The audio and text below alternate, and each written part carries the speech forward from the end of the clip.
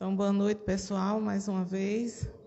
É sempre uma alegria imensa estarmos aqui no Viana de Carvalho, com a grande família Viana de Carvalho.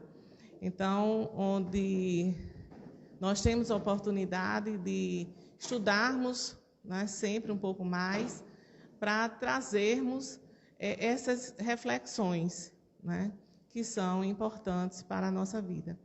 Agradeço as palavras iniciais da nossa irmã e falar que sempre que nós estamos abertos para o Evangelho de Jesus, há mudança em nossa vida, né?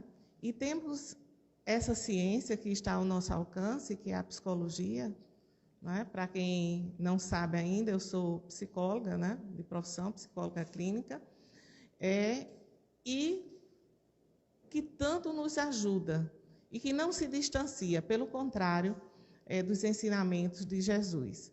Então, quando a pessoa está preparada, se permite a abrir o seu coração e fazer essa transformação, essa mudança em sua vida, a mudança ocorre, não é?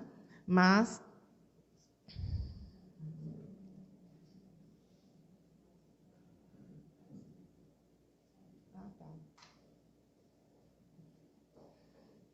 pois bem, então a nossa temática é esta aqui, que vocês estão vendo aqui nas nossas páginas, né, na nossa página, uma reflexão sobre a autocura. E nós temos aqui, para fundamentar essa nossa reflexão do momento, esses livros, né, que Cura e Autocura, Um Mundo Maior, e também Evolução em Dois Mundos. Então, onde a gente procurou se basear para trazer aqui a nossa reflexão, tá? Então, é importante a gente já ir dizendo que cada um de nós deseja, quando diz buscar saúde. Então, para alguns, saúde vai ser o quê? Um corpo ausente de doença. Para outros, força, vigor, né? Representa satisfação, representa alegria, estado de prazer íntimo.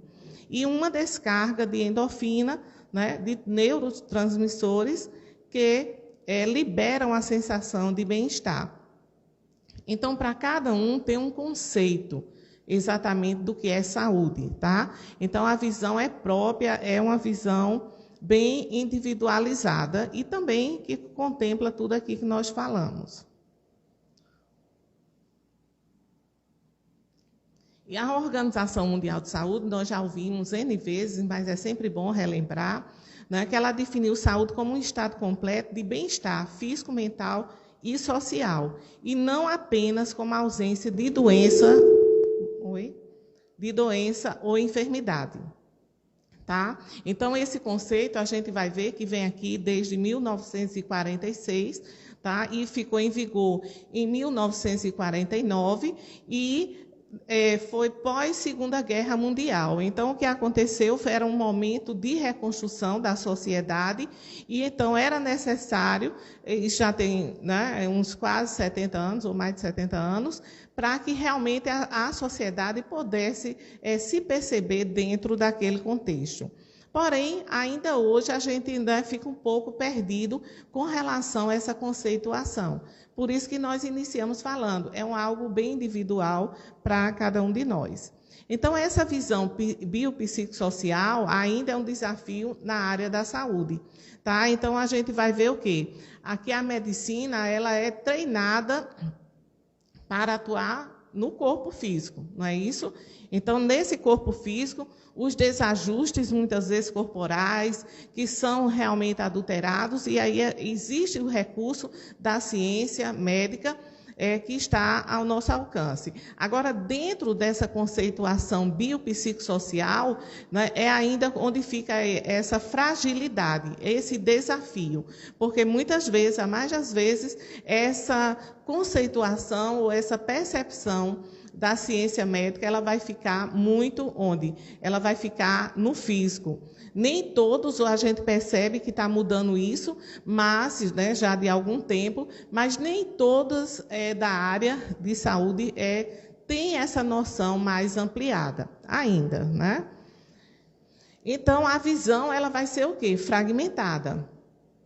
é uma visão mecanicista, né, sujeito de órgãos, sem subjetividade. Então, a gente vai ver que essa visão organicista, mecanicista, o sujeito se torna órgãos, né? O sujeito é aquele sujeito das enfermidades. Então, ele vai perdendo, não se ver mais aquele sujeito como um todo. Esse sujeito é psíquico e esse sujeito também social. Então, esse sujeito na sua totalidade é o que realmente vai faltando, a gente vai percebendo. Então, os pacientes, normalmente, eles são substituídos pelo seu diagnóstico, né? Então, essa identificação não é chamada, muitas vezes, pelo nome do sujeito. Ele é chamado o paciente do leito 1, 2, né, X, Y, é o paciente com a enfermidade e tal. Então, é dessa maneira que aí vai se colocando. Esse fenômeno da despersonalização, né, a gente vai perguntar, mas o que é tratado? A pessoa ou a enfermidade? Então, esse fenômeno que a psicologia chama de despersonalização, não é? A pessoa perde justamente o que nós falamos, perde essa identidade, perde a subjetividade, perde aquela, e passa a ser, como nós falamos, aquela doença, e é tratado a enfermidade. Então, a gente vê os especialistas, né, na área médica, tem diversos especialistas e os especialistas das especialidades. Então, de repente, você tem um médico do braço, que de repente ele vai tratar da mão, do dedo, daqui a pouco vai ter o que trata da unha. Então, a gente vai vendo essas superespecialidades. Então, procurando, digamos, distanciando mais ainda o que nos é bom, nos é favorável, a gente não é contra, evidentemente, né? Mas é importante a gente não perder de vista essas outras possibilidades. Então, pacientes em sua busca, o que é que os pacientes buscam? Né? A mais das vezes, quando buscam, é a cura, anestesias, então é o que a gente vai ver.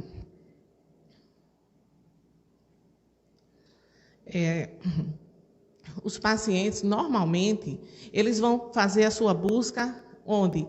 Nos hospitais, nos médicos, nas igrejas, aqui no centro, como em todos os outros que a gente frequenta, né, onde a gente tem a oportunidade de ir. O que é que acontece? As pessoas buscam, a mais das vezes, quando elas estão sentindo alguma coisa.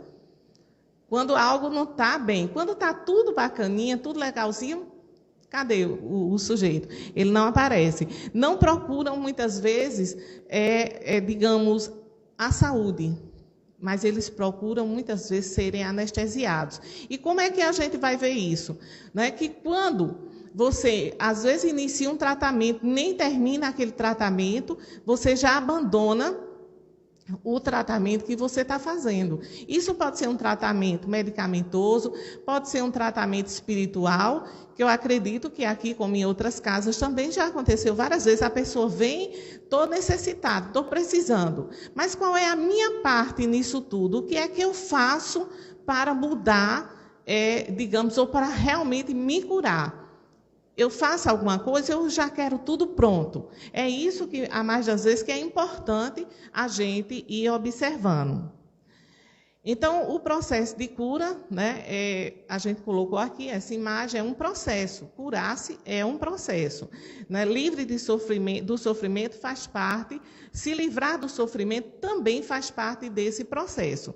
Então, nós temos um desejo de nos livrarmos do sofrimento, da doença, da dor, né? Faz parte de tudo isso. Então, a medicina, ela está aí justamente para nos ajudar nesse sentido, para aliviar também, certo? E consolar sempre, como nos fala aqui Hipócrates.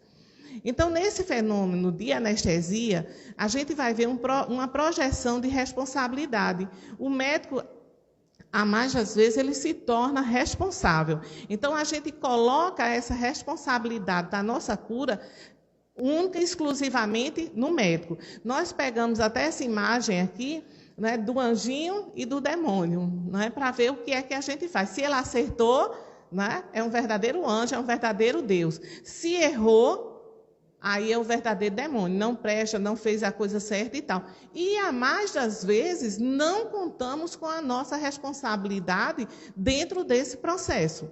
o que é totalmente necessário. E aí, muitas vezes, a gente vai se esquecendo, ou vamos nos esquecendo disso aí. Então, revela o quê? Essa postura, uma ausência de consciência. Então, a cura é mais que ser medicado. É um movimento interno, né? É uma tomada de decisões. É empoderamento pessoal, faz parte das nossas escolhas, de promover mudanças. Então, como nós até falamos no início, quando nós estamos abertos, quando nós começamos a buscar essa responsabilidade em nós mesmos, então aí a coisa já começa a ser diferente. Já não é mais da mesma forma. Que eu também sou coparticipante desse processo, não apenas terceiro. Porque nessa responsabilidade de buscar terceiros, o que é que vai acontecer? Né? Transferir a responsabilidade, quando nós vamos no médico, muitas vezes, quando nós saímos de lá, do consultório, daquela consulta, tal, então o que é que vai acontecer? Né? O médico diz assim, olha, isso tudo que você sente aí, pode estar, o que está ocasionando tudo isso é o quê?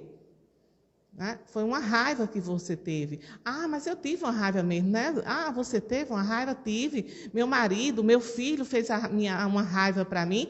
E aí, a partir daí, depois eu comecei a sentir isso. Então, responsabilizando os outros.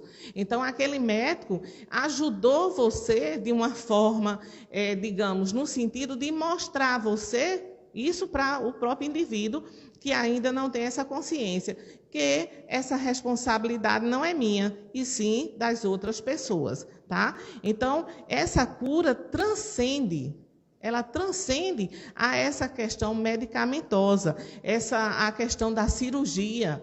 Então, é importante que a gente faça esse movimento interno de reflexão para que daí eu possa realmente buscar essa cura. Então, aqui, o que é que a gente vai ver? Né? Então, muitas vezes... Eu esqueci aqui, alguma interferência, não sei.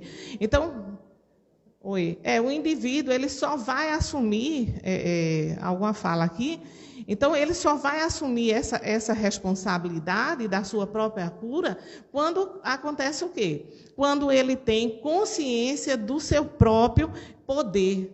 Então, é importante a gente entender isso, que nós temos esse poder. Enquanto ele foge, enquanto ele não aceita, então o que é que vai acontecer? Ele vai ficar pulando de galho em galho. Ele vem aqui no centro espírita, aí ele vai lá na outra igreja X, Y, ele vai no médico tal, aí depois procura o médico X ou Y, e vai pulando porque ele está fugindo na realidade.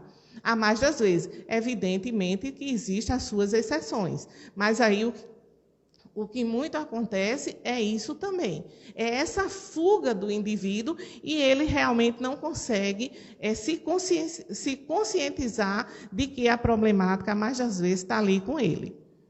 Então, o comportamento, muitas vezes, um comportamento que a gente vai perceber infantilizado do indivíduo, não importa a idade, ele já pode ter aí 40, 30, 50, 60 anos, mas é aquele indivíduo birrento, não é aquela pessoa que fica se lamentando o tempo todo. Vocês conhecem alguém assim? Já ouviram falar? Eu pergunto, conhece? Porque eu sei que nenhum de nós se enquadra aqui no que eu estou falando. Mas, de repente, a gente conhece um amigo, né, que passa por essa questão. E aí a gente acusa, nós somos muito de acusar. Aquele indivíduo que não assume a responsabilidade, ele vai o quê? Ele vai acusando. Se queixa muito da vida, se queixa das contas, né? Se queixa que minha família é assim ou que meu patrão é assado. Então, a gente vai passando, né, pela vida, por onde a gente passa, a gente vai se queixando. A gente vai deixando um rastro de acusações. Então, desculpa, mas eu estou com minha garganta um pouquinho inflamada hoje, mas dá para ir. Então, querem parceiros de acusação. É isso que acontece. Fica mais fácil, entre aspas, para mim, acusar o outro, né, do que assumir essa responsabilidade. E, às vezes, o que é que acontece é de uma forma inconsciente. Não é que o sujeito ele faz aquilo de uma forma bem consciente. Ele, a mais das vezes, ele não se percebe, tá? Então, essa criança aí birrenta, né, que gosta de dar chilique, a gente vê muito isso dentro de casa. É a síndrome do Peter Pan. Já ouviram falar? Que trata-se de uma condição na qual o adulto tem comportamentos infantis e inseguros, dificuldade de expressar as emoções, imaturidade psicológica, social, sexual, irresponsabilidade, rebeldia, narcisismo, dependência. Vão percebendo aí essa dificuldade do sujeito expressar essas emoções, né? Problemas para criar vínculos com outras pessoas, vínculos duradouros. Então, eu também fico mudando de galho em galho, se falando de pessoas. Conhecemos alguém assim também? Eu me casei, não deu certo, ali alguma coisa eu não consigo resolver, me separo daquele, arrumo outro, daqui a pouco também não deu certo. Então, hoje a gente está vendo isso muito comum. É muito comum acontecer isso. No namoro, nos relacionamentos, também, na vida profissional, também acontece isso, né? Esse medo de assumir responsabilidade é o que vai acontecendo, de assumir compromissos. Então, é mais fácil realmente que eu mude, né, de pessoas, mude de emprego, né, que não está nem tão fácil, mas tem pessoas, às vezes, que têm essa facilidade. Vai mudando e arrumou outra aqui e tal, né? Então, não querer ser curado, né, parceiros na acusação, como a gente falou anteriormente. Então, ele busca o método não para curar, mas para confirmarem aquilo que ele tem. Às vezes, a gente acha ruim porque vai no médico, quando chega lá, faz uns exames, não tem nada, não acusou nada. Não, mas é o exame que está errado, o laboratório que errou, o médico que errou, eu vou lá novamente procurar. Então, sentimentos negativos que não são trabalhados, responsabiliza terceiros e encontra culpados, né? Como nós falamos, marido, esposa, filhos, então, é dessa forma que a gente vai culpando os outros. Então, é importante a gente perceber o nosso poder pessoal, né? Não se permitir ser magoado. Quantos de nós aqui se sentem magoados? Ah, fulano fez algo contra mim, isso agora eu carrego essa mágoa, eu carrego essa dor, eu venho arrastando essa corrente pesada aí ao longo da minha vida. Já aconteceu lá atrás. Outro dia nós atendíamos uma senhora, né, que não foi nem no consultório, foi numa outra casa espírita, e aí a senhora, ela chegou e começou a falar, né, da dor dela. Ela estava junto com o marido, e falando a respeito da dor dela, que o marido tinha cometido uma traição, se envolveu com outra mulher, e isso para ela, né, como qualquer pessoa, ninguém gosta de ser traído, ela estava carregando aquela dor e vinha adoecendo. Já havia num processo de adoecimento, de depressão, de ansiedade, por conta dessa traição. E ele lá junto, ouvindo ela falar, ouvindo falar. E então aí ela começou, disse, eu nunca reclamei, nunca disse nada, sempre fiquei calada e tal. Eu digo, pois bem, e quanto tempo faz dessa traição? Né? Comecei a fazer alguns questionamentos, e dentre eles eu fiz essa pergunta. Ela disse, tem 40 anos. 40 anos. Né? Então, esses 40 anos que a mulher se calou por conta dessa traição, permaneceu com esse homem, saiu arrastando essa dor, nunca trabalhou, nunca conversou, nunca brigou, nunca se tratou, mas estava lá, a mágoa instalada. E num determinado momento, essa mulher, ela começou a ter crises, ela começou a surtar. Por conta disso, ela não falava em outra coisa. Depois eu conversei com o marido dela separadamente, ele confirmou realmente, né, todo mundo já sabia, né, eu era um a mais ali, não tinha nada de mais. Então, mas aí o que é que acontece? Ele disse, olha, ela não fala em outra coisa, a não ser nessa traição. Aí quer saber como foi, como deixou de ser e tudo mais. Então, todas aquelas questões que, da época, ela poderia ter resolvido com ele, não resolveu e saiu arrastando. E nós fazemos muito isso. Fazemos muito. Então, é interessante que a gente não se cale. Não precisa também eu partir para cima, querer matar o sujeito ou a outra que estava com ele, né? Mas que eu possa conversar, possa trabalhar para que eu ver como é que eu posso ir levando isso na minha vida. Então, essa questão do poder pessoal é de você não se permitir de ser magoado, não permitir que o outro te magoe, porque nós criamos grandes expectativas com relação às pessoas e daí terminamos por nos decepcionar mais das vezes. Magoar é algo que eu faço por mim mesmo. A mágoa faz parte das expectativas, das idealizações. É por isso que a gente se magoa. Então, a mágoa é como essa âncora, né? É uma âncora da tristeza. Então, a gente se amarra àquela mágoa e realmente aquilo não vai nos fazer bem. Né? Então, ninguém se magoa se não encontrar, digamos assim, em mim, uma expectativa, ou não encontrar no outro, assim, uma expectativa. Então, essa é uma idealização que a gente faz, uma rigidez que ocorre com todos nós. Né? A cura é patrimônio do despertar da consciência. Então, a doutrina espírita ela vai além do conceito da OMS. Então, ela vem dizer também, né, falar, além da questão biopsicossocial, ela vem falar da questão espiritual. Então, o espiritismo alarga, digamos assim, ela aprofunda esse conceito de saúde, nos falando, nos trazendo também essa questão espiritual. Tá? E aí, nós vemos aqui no Consolador, na questão 95, Emmanuel, ele, em face dos esforços da medicina, como devemos considerar a saúde? Então, para o homem na Terra, a saúde pode significar o equilíbrio perfeito dos órgãos materiais.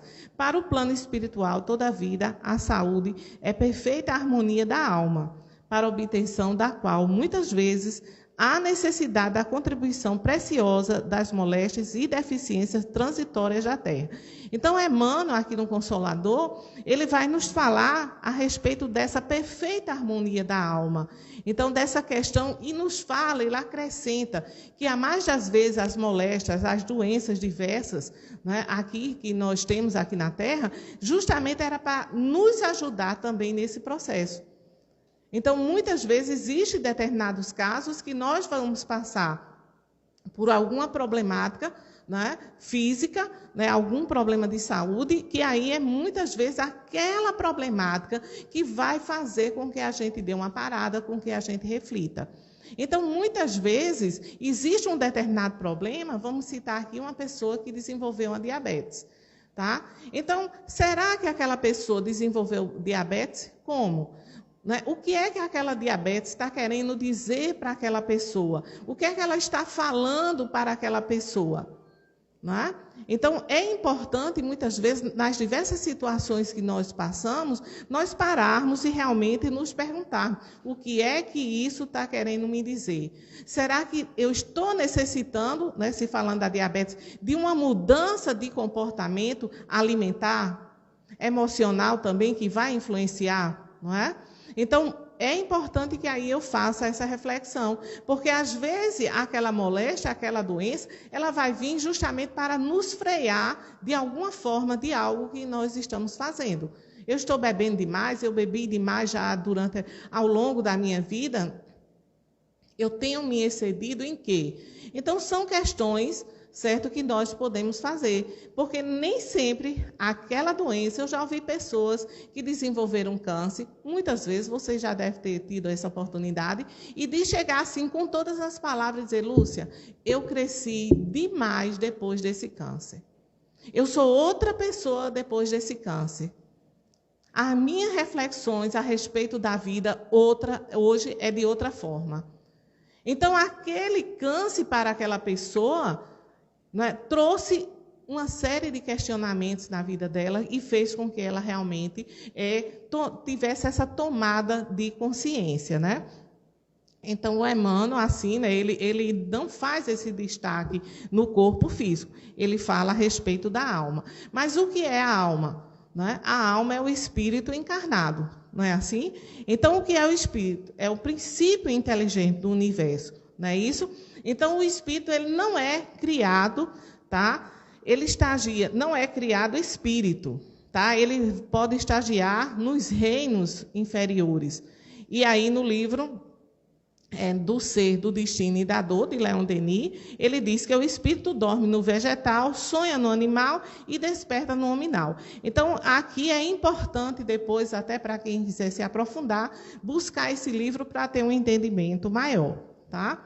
E no reino nominal, ele começa o quê? Justamente esse despertar da consciência, né? Que aí vem o pensamento contínuo, as percepções, as escolhas, livre-arbítrio, aumenta a liberdade e a responsabilidade. Então, aqui justamente vai se iniciar esse despertar da consciência, da razão, que todos nós precisamos.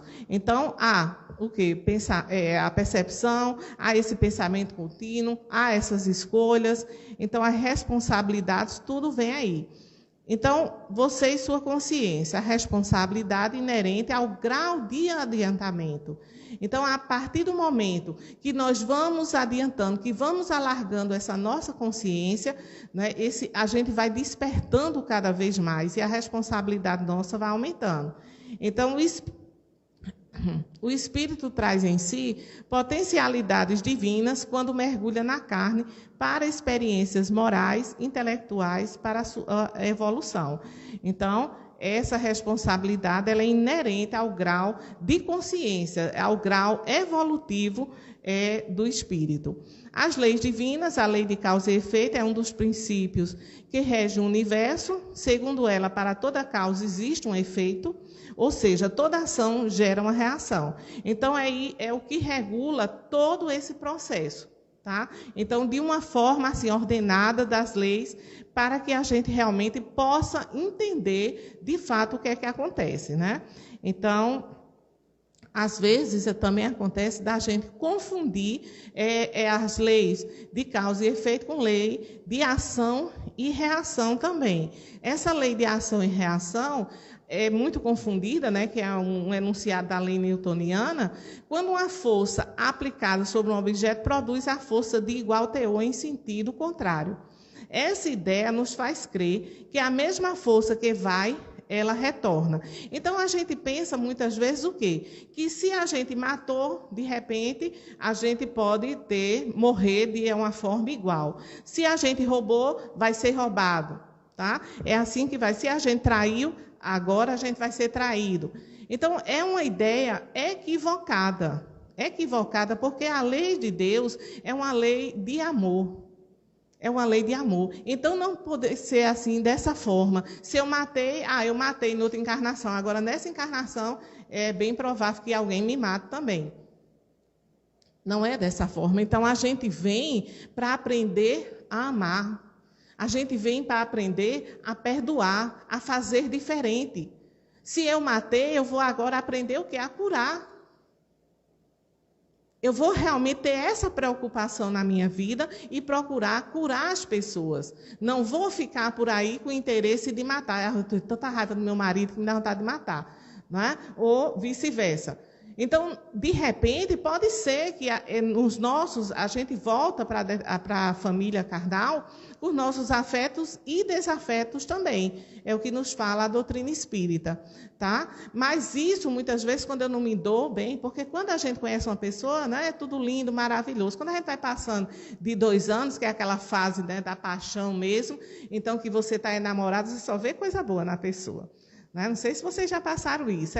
Todo mundo vê uma coisa errada. Não. Na fulana é lindo, fulana é linda e maravilhosa. Mas aí o tempo vai passando, né? O nosso príncipe vai deixando de ser príncipe. Não é? Ele não é sapo, mas começa a dar os seus pulinhos. Né, também. Então, o que é que acontece? É isso que a gente vai vendo ao longo do tempo. Né? Então, daí você começa a vir determinadas situações, conflitos, dentro daquela família que você diz, poxa, não é mais a mesma pessoa que eu conheci. Não é mais aquela mulher, aquela mocinha que eu conheci, não é. É outra pessoa. Porque ali, né, ao longo, né, de um casamento, você realmente vai desenvolver muito o que a gente ali no início tinha aquela paixão, tinha aquele tesão, tinha aquela coisa toda, né, pela pessoa. Isso vai se modificando com o tempo, vai se acomodando. Então, vão vir outros sentimentos, né, que realmente faz parte daquele casal, um companheirismo, amizade. Então, quer dizer, isso tudo que realmente vai rolando dentro de um casamento já de longo tempo. Mas, às vezes, eu estou apegado ao quê? Aquelas emoções, daquela coisa, da emoção lá atrás, que eu quero permanecer sentindo. Eu não tenho mais o mesmo tesão naquela mulher ou naquele homem que eu tinha naquela época quando a gente era jovem. Beleza, você acaba, arruma outra, você vai começar tudo de novo, daqui uns 2 anos também vai passar. Aí você arruma outra, sem problema. Então, aí é quando a gente fica pulando de galho em galho. Então, é importante a gente ver que essa lei, né, de você matou e agora, né, você morto, é uma lei de talião que existia aí já bem antes do Cristo. Então, era olho por olho, dente por dente, né? Então, é o que vigorava na época. Então, a pessoa que fere deve ser penalizada da mesma forma ou pior. Era a lei de talião, mas não é a lei de Jesus, tá? Então, a lei divina não é punitiva. Tá? É uma lei, como nós falamos, uma lei de amor. Ela trabalha a responsabilidade. Então, se você matou, você vai fazer o quê? Você vai gerar vida, você vai cuidar. Se você roubou, você precisa aprender a doar, a devolver. É isso que a gente vai vendo, né? Então, nós estamos aqui, né, para sarar e não para ferir, para amar e não odiar, para criar e não destruir. Então, a matéria tem vários níveis, nós temos vários corpos, como a gente procurou essa imagem aqui e colocar. Então, o nosso corpo astral registra, né, tudo. Esse modelo organizador biológico vai formatar um novo corpo. Então, esses corpos, eles estão um sobre o outro. Tá? E o corpo astral, ou perispírito, né, como ele é conhecido na doutrina espírita, ele registra absolutamente tudo o que ocorre conosco. Tudo. Não tem como a gente fugir disso, né? Então, ele é André Luiz, que diz que ele é um modelo organizador biológico, tá? E vai formatar um novo corpo.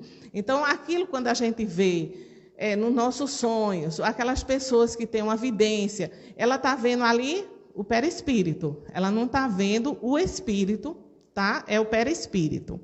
Então, que a gente gosta muito de ver, né? Uma pessoa quando morre, de repente aparece para a gente, que é um amigo, aí todos nós gostamos de ver aquela pessoa, né? Não? Não. Tem medo. Pois é, tiramos o todos, né? Então, tiramos o todos. Tem pessoas que dizem, deixa lá, deixa quieto, né? Então, mas é o perispírito que a gente percebe e ele vai absorvendo, vai registrando tudo ao longo da nossa caminhada. Então, esse perispírito, esse modelador, é um efeito natural da lei de causa e efeito, imprimindo o quê? As nossas escolhas, as nossas provas, a questão genética, tudo, né? Toda essa carga magnética. Então, esse registro do passado, o corpo vai desenvolver-se de acordo com este molde. Então, a mais das vezes, digamos, problemas nossos de doença e tudo que a gente traz, está lá registrado. Ele, no nosso perispírito, eu ganho um corpo novo e lá para frente pode ser que realmente eu desenvolva algum tipo de doença, como nós colocamos aqui essa imagem. Fígado astral, né, o fígado astral e o reflexo no corpo físico como fica. Então, cada indivíduo ele vai adoecer na sua zona de predisposição do corpo perispiritual. Falta de equilíbrio se manifesta de diversas formas mais intensas. Mas toda carga energética passa de forma imediata para o corpo físico, né? Não há um equilíbrio, digamos assim, quando não há esse equilíbrio do corpo astral, ele vai se manifestar de uma forma mais rápida e mais intensa. Uns vai desenvolver o quê? Alergias, o outro vai desenvolver a diabetes, como nós falamos, o outro vai desenvolver problemas respiratórios, problemas renais. Então, é uma infinidade. Vai depender muito das pessoas, de cada um. Então, havendo essa sobrecarga, né, havendo a sobrecarga, né, com as minhas escolhas, as escolhas que eu faço, né, com essa sobrecarga pode haver uma saturação. Então, nós antecipamos determinadas programações, tá, que estavam lá para a gente, e vamos desenvolver determinadas doenças. Aí a gente desenvolve. A gente pode aliviar ou a gente pode sobrecarregar. Dependendo das nossas atitudes, daquilo que eu faço, eu posso até nem desenvolver aquela determinada doença que já está registrada lá no meu perispírito. E, às vezes, a gente pode antecipar. Né? Então, as escolhas, nossas escolhas, alívio da carga energética. Então, mudança no tônus vibratório astral. Então, a minha mudança de atitude vai fazer com que mude esse tônus vibratório no nosso corpo perispiritual. Então, mudando esse tônus vibratório, por exemplo, um tumor que era maligno, você pode desenvolver um tumor, mas um tumor benigno. Vai depender de quê? Das tuas atitudes, né? Das nossas atitudes, da maneira, das escolhas que eu faço, da maneira como eu me comporto perante a vida. Então, na lei de causa e efeito, os efeitos direto e indireto colhemos de forma natural o que semeamos, outras pessoas sofrem por tabela quando abalamos de forma também indireta. Aí há uma intoxicação do perispírito, né? A saturação do perispírito, como a gente falou, aí vai haver essa drenagem para o corpo físico. Então, as doenças ligadas ao comportamento, doenças que trazemos do passado, adoecimento, né? Então, e que muitas vezes, como nós já falamos, repetindo aqui, doenças auxílio que servem muitas vezes como um freio, certo? Então, são múltiplas experiências, mas a mais das vezes, de acordo com as minhas atitudes, comportamentos, eu posso realmente antecipar algum tipo de doença. Então, é equilíbrio de força constante. Somos bombardeados constantemente. Passamos pelo efeito das nossas ações. Portas abertas para obsessões. Complexo de culpa é uma porta abertíssima. Então, muitas vezes eu faço uma coisa, fico naquela culpa, não é? E aí eu vou arrastando também essa culpa que vai me puxando para baixo, certo? E que vai realmente desenvolver um processo doentio, né? E mais das vezes que começa no nosso corpo psíquico, né? Está lá no nosso perispírito, né? Então, essa questão espiritual, que poderá vir para o nosso corpo psíquico, tá? E do nosso corpo psíquico para o nosso corpo físico também. Então, esse sofrimento o sofrimento promove a evolução? O que é que a gente diz? Promove ou não promove? O sofrimento promove a evolução? Não é? Pois bem. Então, aqui, o sofrimento só promove a evolução quando consciência, existe a tomada de consciência, de sensibilização e de transformação. Sofrer por sofrer, sofrimento não é caminho, e sim ferramenta ou consequência. Então, a gente está sofrendo, está se melhorando, então está evoluindo. Não, nem sempre. Às vezes, a gente vai voltar no outro momento ou na própria existência, passar novamente por uma dor, por um sofrimento, porque a gente não aprendeu nada. Não aprendeu nada. Então, é importante eu entender que o sofrimento não é caminho. Então, tem que existir, viu lá a pessoa que eu falei a respeito do câncer? Todas agem assim? Todas as pessoas que têm câncer agem assim? Dizem a mesma coisa? A gente sabe que não. E não precisa nem ser um câncer, às vezes é uma dor de dente. Todos passam pela mesma dor de dente assim, de uma forma? É quando? Não. Não passa. Isso é uma questão bem individual mesmo do indivíduo. Compulsão à repetição. A doença é um convite para a transformação moral. Tá? Então, o que é que acontece aqui? A psicologia, né, a psicanálise, vem falar muito a respeito dessa compulsão à repetição. É aquele fato de você repetir de diferentes modos um processo inconsciente, certo? Que o indivíduo passa e vai repetindo a mesma coisa. Então, o indivíduo, eu tenho arrumei uma namorada, mas aquela namorada ela tem determinado comportamento, não deu certo, eu acabo, né, ou um namorado, aí eu acabo, daqui a pouco eu arrumo outro do mesmo jeito. Ah, mas o que acontece comigo? Que eu só arrumo pessoas dessa natureza. Muitas vezes é justamente essa compulsão à repetição. Às vezes, uma falta que a gente teve lá atrás, da nossa infância, uma falta afetiva do nosso pai, da nossa mãe. Eu vou carregando isso, nunca foi trabalhado, isso nunca veio para o nosso consciente. Eu vou para a vida, vou caminhando. Quando eu chego lá na frente dos meus relacionamentos, é justamente buscando aquele afeto daquele pai ou daquela mãe, que eu não tive lá atrás. Tá? E aí, a mais das vezes, você não consegue, porque você não vai resolver esse buraco, essa ferida que está em você, através daquele homem ou daquela mulher. Então, eu vou, acabo, arrumo outro, é do mesmo jeito. E são várias questões da nossa vida que a gente vai repetindo. É da mesma forma. Tem pessoas que não conseguem. Ah, hoje eu estou com um namorado, amanhã eu estou com outro, eu estou com a... Então, assim você vai levando. Eu não consigo ficar com a mesma pessoa. Eu não consigo ficar com a mesma pessoa. Daí aquela questão do homem lá, daquela mulher dos 40 anos.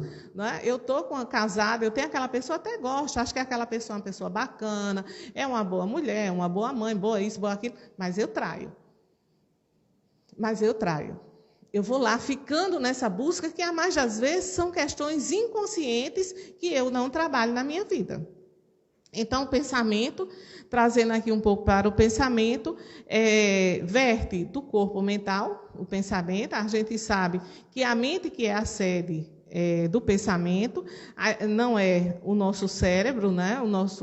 A parte física. As secreções neuroquímicas é um resultado do pensamento e regulam o pensamento no nível físico. Então, o pensamento não vai residir nesse cérebro físico, é nesse corpo mental. É nesse corpo mental que interfere muito. A gente trabalha muito a questão dos pensamentos dentro da psicologia. O que é que você está pensando? Quais são os pensamentos mais recorrentes? Quais são aqueles pensamentos mais presentes? Então, você já conversou com esse pensamento? Eu não consigo me livrar desse pensamento. Mas como assim você não consegue se livrar desse pensamento? Não é? É uma verdadeira obsessão.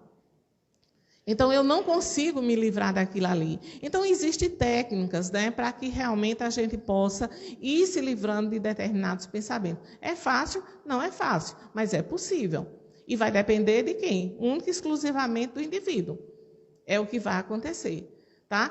Tudo vem... Ah, eu tenho ansiedade. E você só tem uma crise de ansiedade quando passou lá pelos pensamentos.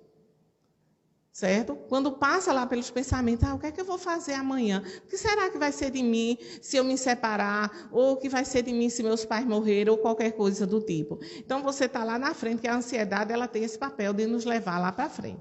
Tá? Então, pensamento e sentimento agitam o corpo físico, certo? Então, o pensamento e emoções não são, assim, tangíveis, né? Fisicamente. E a base do pensamento é justamente para... se falando dessa questão mais física, o pensamento é essa rede neural que existe, que vai dentro desses neurotransmissores e tal. Então, existe a epigenética, eu penso que alguns de vocês já ouviram falar, que é após a genética, né? Que é pós-genética. A genética ela vai estar o quê? Associada à sequência do DNA, não é isso? Então, na epigenética já acontece o seguinte... podemos promover modificações genéticas. As experiências são capazes de operar transformações. Repara, as experiências. Podemos ativar ou desativar essa genética, conforme sejam as nossas vivências, conforme sejam os nossos pensamentos, conforme sejam as nossas atitudes, a gente, né, tem essa condição de mudar. Então, não, porque eu nasci dentro de uma família, todos desenvolveram um transtorno mental e tal. Então, eu posso fazer essa modificação? Posso, sim. A epigenética é que vem falar a respeito disso, certo? Então, é importante que a gente perceba que a ciência ela já vem trabalhando, né, já há algum tempo essa questão, que não é só a genética, mas é através dos nossos comportamentos, a ciência, tá? Que vem corroborar com o quê? Com a fala de Jesus, com o que a doutrina espírita nos ensina. Então, tudo que acontece no nosso corpo, sinais, sintomas, são mensagens encaminhadas do nosso psiquismo. André Luiz afirma que mais de 90% das nossas doenças estão ligadas ao psiquismo. E ainda no livro Mundo Maior, ele diz que os 10% é predisposição do nosso corpo. Já pensou? Então, 90% é do nosso psiquismo e 10% do nosso corpo. Então, o tratamento espiritual é importante, né? Mas sem mudança de consciência não vai acontecer. Ah, mas fulano foi para o centro espírita ou para a igreja tal, a pessoa ficou bem, a pessoa naquela missa de cura, ou lá no centro espírita com aquele passe, com aquelas palestras e tudo mais, mas se não houver mudança de consciência, aí fica difícil. É por isso que uns conseguem e outros não conseguem. Porque a nossa parte, lembra lá daquela coisa da anestesia? Qual é a minha parte? O que é que eu faço? Então, somos senhores da nossa própria história, herdeiros de nós mesmos. O que vivemos na nossa infância nos marca, mas não nos define. Podemos ser afetados por qualquer coisa, mas aquela coisa só continuará nos afetando se dermos guarida, se permitirmos. Então, é importante eu ir me livrando, né, dessas questões, desses conflitos, dessas mágoas, desses ressentimentos todos que eu venho carregando ao longo da minha vida. Então, é uma decisão nossa. Vai viver preso, arrastando o passado? Então, isso, quem sabe, sou eu. Não, mas eu não tenho problema nenhum, não, porque meus pais separaram, ou porque eu levei muita surra, ou porque aconteceu isso, porque eu sofria bullying, ou sei lá o quê. Então, o que é que acontece? Não, esse não é importante aí a gente trabalhar. Para saber se de fato, porque às vezes nós mesmos ficamos fugindo, não aceitando, achando que eu dou conta também, e na realidade a gente não dá. Então, coloque para fora o que for preciso, antes que você adoeça. Vai lá, procura aqui o pessoal da casa. Mas se você vai lá na igreja evangélica, procura lá o pastor, procura lá o padre, seja quem for, procura um profissional da área de psicologia, para que você, muitas vezes a gente faz isso, sabe onde? Em ponto de ônibus, já vi, né? No cabeleireiro, na manicure, já se deram conta? Aí está lá a gente falando a respeito da nossa vida. Então, de repente, você está num local, chega aquela pessoa e começa a falar. Eu sempre vou caminhar pela manhã, e às vezes eu vou observando, tem as mesmas figuras, né? E interessante que às vezes eu vejo aquelas figurinhas, né, que vão caminhar por ali sozinho, e quando tem alguém que senta, ou está desenvolvendo alguma atividade, vendendo água, uma coisa ali pela manhã, aí aquela pessoa chega, aí vai de mansinho e vai conversando, e sempre a gente passa, e você, sem querer, você escuta alguma coisa, a própria pessoa falando ali da vida, né, sobre a vida dela. Então, há uma necessidade da gente falar, porque através da nossa fala a gente se encontra. A gente vai se encontrando. O profissional de psicologia vai te ajudar muito, puxando um pouquinho a brasa para a nossa profissão, não é? Mas aí, o que é que acontece? Assim como Jesus disse, a tua fé te curou. Não é? É importante a gente entender que, a mais das vezes, a tua fala que te curou. Não é? Então, você se permitir realmente aquele momento. Então, ressignificando vivência, seja livre, leve, feliz, não dê esses espaços para a mágoa. Ressignificando, a gente é uma técnica da psicologia, não é? Então, técnica da ressignificação também, de você ressignificar aqueles problemas que você passa, tá? Aquelas dores, aquele sofrimento, você dá um novo sentido àquilo que você está passando, tá? E aí, olhe para dentro, para as suas profundezas, aprenda primeiro a se conhecer, né? Já nos falava aí Freud. Então, assuma responsabilidades. Então, o que fazer para obtermos a cura? Tá? Um pequeno resumo aqui do que a gente viu. Expansão da consciência, assumir responsabilidades, pensar diferente, se permita, vontade de mudar, tá? Movimento de equilíbrio, reforma íntima. Então, são alguns pontos que nós colocamos aqui para falarmos a respeito dessa cura, para falarmos a respeito da nossa autocura, que é importante que a gente faça, que a gente se permita. Não vamos esperar aquele milagre, vai acontecer, Eva vai colocar a mão na minha cabeça ali, não é? E vai ficar tudo resolvido. Se for assim, quando começar a ser assim, eu venho para cá, viu, Eva? Mas a gente sabe que não é dessa forma. Não é? Há essa troca de energia? Há essa troca de energia, mas tem a minha parte. Quando eu saio daqui, até eu chegar no carro, tá beleza, não tá? Mas aí, quando eu entro no carro, aqui, né? Ou no meu ônibus, e que eu chego em casa, eita, meu marido, meu filho, era para estar todo mundo lá na palestra. Mas começa em mim. A oportunidade é minha. É importante que eu assuma essa missão. Então, Joana de Ângeles, ela diz, o alto amor induz a elevação dos sentimentos e a conquista de valores éticos que promovem o indivíduo e o iluminam interiormente. Nos fala aqui Joana de Ângeles. Tá, gente? Então, eu espero que com essa reflexão possamos todos nós, assim, pararmos, né, fazermos essa viagem interior para que a gente realmente procure perceber,